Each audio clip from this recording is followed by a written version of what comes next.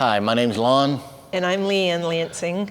And we've been members of Southside Baptist Church for coming on 4 years.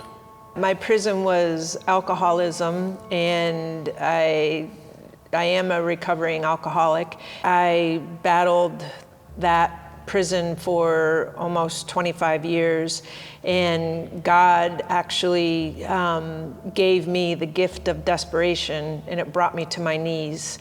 The gift of desperation was when I couldn't drink anymore to feel better. I couldn't get rid of that hole in my heart. No alcohol could take it away. You know the cliche where they say, sick and tired of being sick and tired. I couldn't physically, mentally, or spiritually, I couldn't do it anymore. And I remember near the end of my drinking, I would drink in the morning just because I couldn't. That helped me get rid of the shame and the guilt and the remorse. But I remember I had no intentions of getting sober that day. I had no intention of it because I knew that I was an alcoholic, but I didn't know how to live my life without alcohol. But I remember that morning, I took a sip out of a coffee cup. I had wine in a coffee cup, but I remember taking a sip out of there and looking at my eyes in the reflection in the coffee cup. And I remember just saying, God, this is pathetic. And that's all I said. And from that moment on, that day, it was like God was directing me. And I remember calling my mom and dad, and I checked myself into a rehab. That wasn't a part of the plan. And I know that was God, because it was God doing for me what I couldn't do for myself. And that was the beginning of my recovery journey. And I'm forever grateful for that day that I was brought to my knees.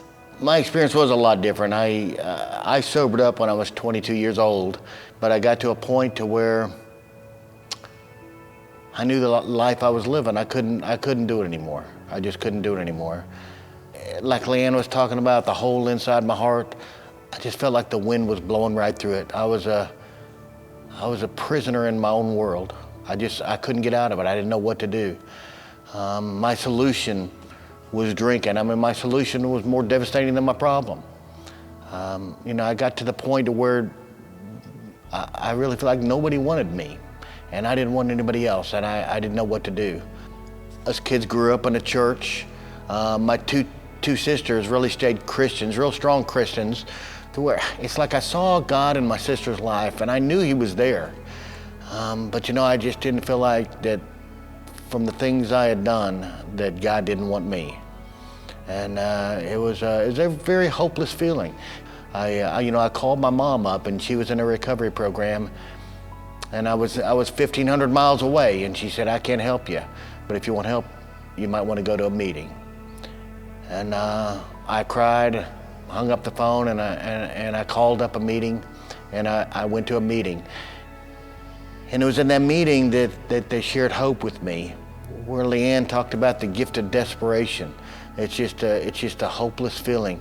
And it was only hindsight that I realized that's a gift, because it was in that gift that God directed me to some people that directed me to Him.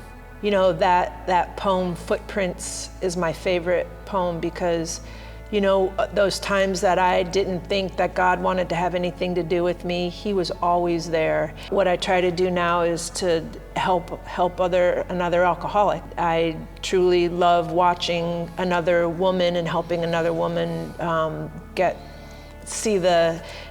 like to see the light go off in their eyes too. And God has just been amazing, and I thank Him every day. There's so many things I'm grateful for.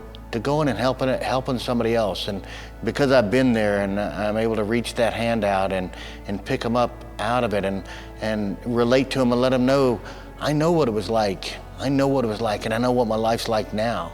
And you can have this life. And they told me that when I got here, and I didn't believe it. But they said, if you want what we have. I didn't know if I wanted what they had. I didn't even know what they had. But I had no idea what they were talking about. They were talking about a life beyond my wildest imagination. They were talking about things that I didn't understand, that I'd have the ability, and that God's given me the gift to help other people. Prior to meeting God, I never reached out to anybody. I was just this totally self-centered person. I was this feverish little clot, the grievances and ailments, complaining that the world was not devoting its every moment to make me happy. And you know, God pulled me up out of that, and He's given me the power to help others. You know, given me the power to help pull them out and to show them a way of life that's beyond their wildest dreams.